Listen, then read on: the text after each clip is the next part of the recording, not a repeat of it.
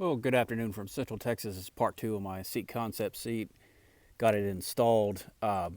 Yeah, definitely got me in Happyville there. I'm dang near flat foot in this bike now. Again, I'm not a tall guy, 5'6" with a 30-inch inseam, but big difference. I'm very comfortable on this bike. Got to get some miles underneath there, get the seat kind of broken in, but seems pretty comfortable. You definitely tell the wider part on there. Let me zoom in here a little bit. And that's that kind of Kevlar look to it, and then that gripper top. I did leave the strap on there that came across, from the factory. I think it's just a little bit too wide. Plus, that was, a lot of people don't like them, and I've kind of indifferent to it. But I just left it off. Again, I'm real pleased with this bike with the Continental TKC 80s on there. Made a big difference on this bike. Again, the type of riding I do out here, I'm in Central Texas outside of Waco.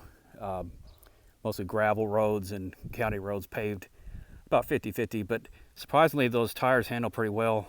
And I'm going to go around here a little bit.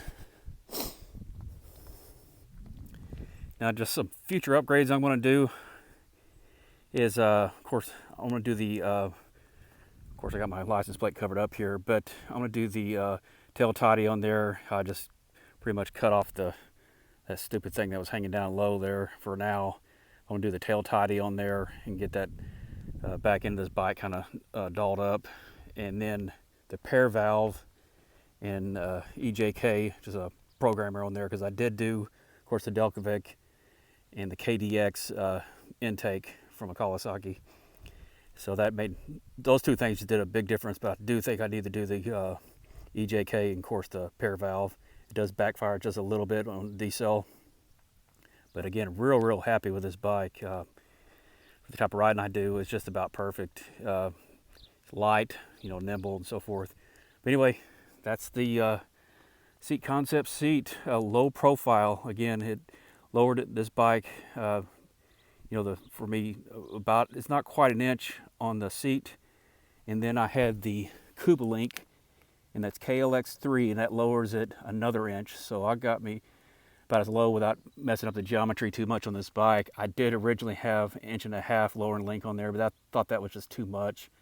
Anyways, you're kind of messing with the geometry a little bit, I think too much in my opinion. But anyways, real happy and real comfortable with this bike.